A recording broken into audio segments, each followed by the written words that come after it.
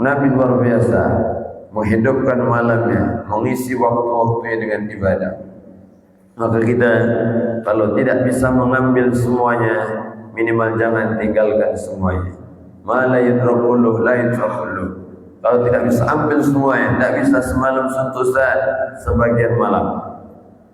Sebagian malam kita hidupkan. Tak sanggup sebagian malam, minimal isya jamaah, tarawih jamaah, witir jamaah, tutup dengan salat subuh berjamaah. Jaga agar kita terus istiqomah. Karena yang paling dicintai Allah adalah ahabbul a'mal ilallah adwamuhu wa in qalla, yang terus menerus, yang continue. Walaupun mungkin itu amal yang kecil, tapi terus kita lakukan, itulah amal yang istimewa. Maka kita jadikan setiap hari-hari di bulan Ramadan ini istimewa, dari awal sampai akhir. Karena Ramadan tidak bisa tergantikan oleh apapun. 1 detik di bulan Ramadan itu lebih hebat dari 1000 detik di lain bulan Ramadan. Shaum yauman min Ramadan, puasa 1 hari di bulan Ramadan, afdal min alf yaum, lebih hebat dari 1000 hari yang kita lakukan di lain bulan Ramadan. Berkata Imam An-Nakhai, luar biasa. Wa tasbihah, 1 tasbih di bulan Ramadan itu afdal, lebih istimewa dari 1000 tasbih yang kita baca di lain bulan Ramadan. Wa raka'atan, 1 rakaat yang kita lakukan di bulan Ramadan itu lebih istimewa dari 1000 rakaat yang kita lakukan di lain bulan Ramadan. Maka luar biasa, masih ada kesempatan untuk kita memperbanyak ibadah, memperbanyak baca Quran, memperbanyak sedekah. Ini tempatnya, ini saatnya, ini waktunya. Jangan nunggu nanti, terus kita jaga. Maka kita berusaha Ramadan kita maksimalkan hingga spirit Ramadan, semangat Ramadan akan kita bawa setelah keluar dari Ramadan. Namanya tarbiyah, pendidikan. Jadi dididik oleh Ramadan. Seperti kita sekolah. Untuk kita sekolah, di sekolahan dididik oleh guru. Hasilnya nanti terlihat saat kita sudah keluar dari sekolah. Di sekolah belum ketahuan. Ada anak yang pintar, ada mungkin anak yang malas. Nanti terlihat. Ternyata setelah keluar, anak yang mungkin di sekolah itu luar biasa, dia tetap lanjutkan, terus belajar, terus menggali, terus mendalami. Maka terlihatlah nanti setelah bulan Ramadan ini apa hasil pendidikan kita. Maka ayo sama-sama kita jadikan setiap waktu-waktunya selama kita masih hidup berjuang untuk istiqomah. Ini tujuan kita. Jadi sampai akhir, karena perjuangan kita bukan sampai hari raya, tapi perjuangan kita sampai Allah panggil dengan ya ayyatuhan nafsul mutmainnah, sampai akhir perjuangan kita. Jadi bukan sampai sini. Memang puncaknya meningkat semangatnya, meningkat ibadahnya, meningkat salatnya, meningkat sedekahnya, meningkat semuanya di akhir-akhir Ramadan. Setelah Ramadan tetap kita jaga. Alhamdulillah, mesti kita ramai Ramadan, semangat. Di luar Ramadan kita pingin juga terjaga semangat ini. Amin ya rabbal alamin. Walaupun ujian kita nanti lebih banyak, setan mulai menggoda, Masya Allah, berbisik sana, berbisik sini, Masya Allah, dari luar. Min syarril waswasil khannas, berbisik dia. Maka setan itu menancap belalai di hati kita, itulah yang mengendalikan nanti. Maka saat kita ingat Allah, dia tidak bisa bergerak, tidak bisa menggoda kita. Maka yang harus kita lakukan saat di Ramadan kita ingat Allah, di luar Ramadan kita tetap ingat Allah. Maka takwa, takut kepada Allah saat kondisi ramai, saat kondisi sepi, saat di bulan Ramadan maupun di luar Ramadan, tetap jaga takwa. Fa khasyatullah bis-sirri wal alaniah. Jaga takut kita kepada Allah saat kita sendiri maupun ramai, saat di Ramadan maupun di luar Ramadan. Jangan kita menganggap ada seolah-olah orang menganggap nih yang kita sembah ini hanya di bulan Ramadan saja.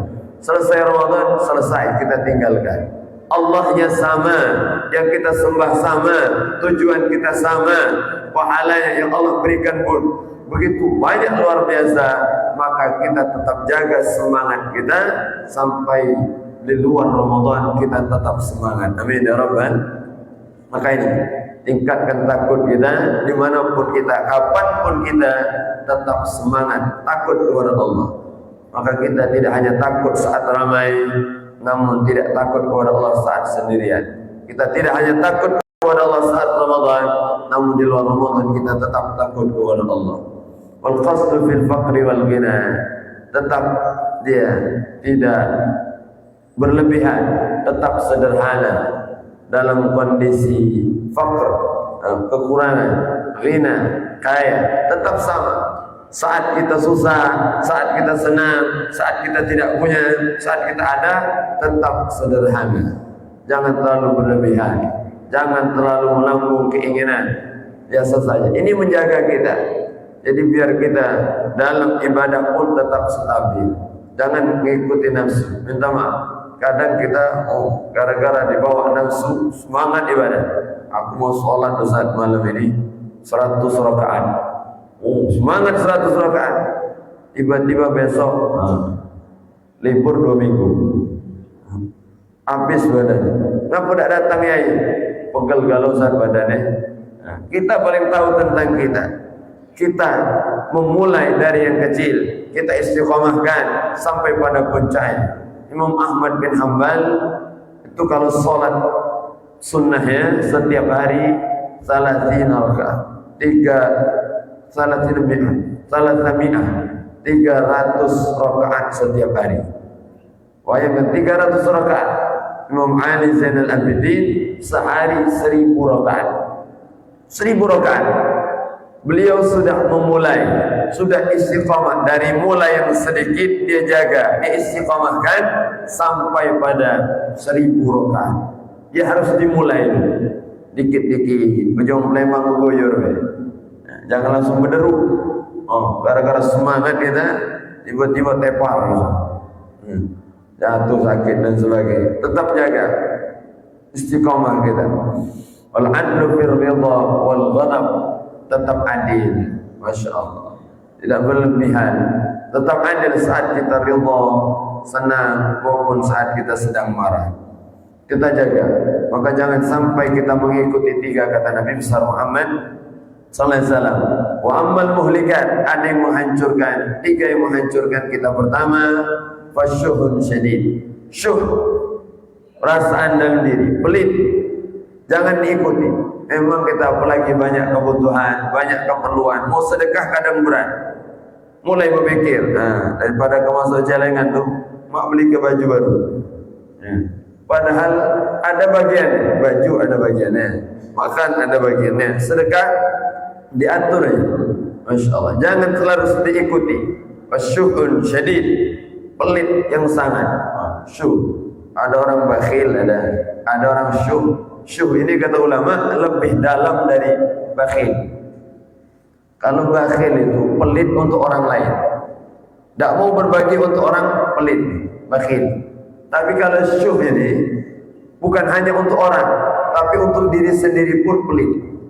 Ini bahaya. Untuk dewek lagi sago. Pokoknya kalau pacak tidak bermodal. Makan lu kalau pacak tidak bermodal. Kalau pacak lawang yang mayari. Itu syuh itu. Masya Allah. Hati-hati, ada sifat itu dalam diri kita. Maka kadang kalau kita kumpul dengan kawan, tiba-tiba nak mayar, hilang udah. Hilang, WC. Mana tunggu kan lama tak muncul-muncul. Pas selesai lama, selesai bayar baru muncul. Mana lo?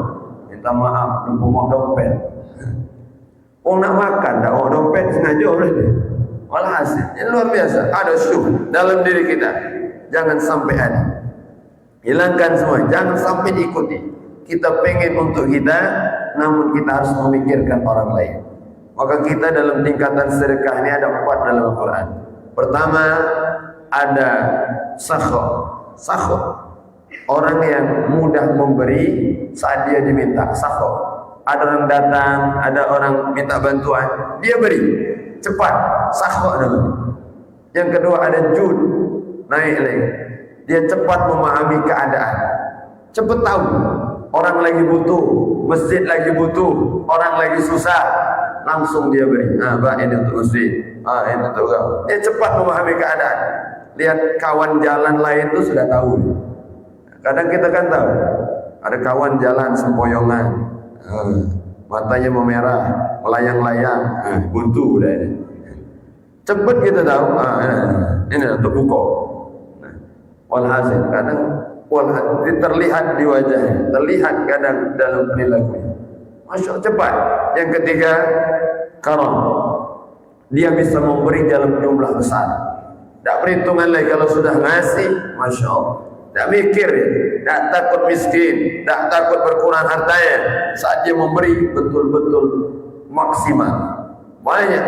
Masya Allah, ini para ulama luar biasa. Kalau sudah sedekah, tak mikir ya.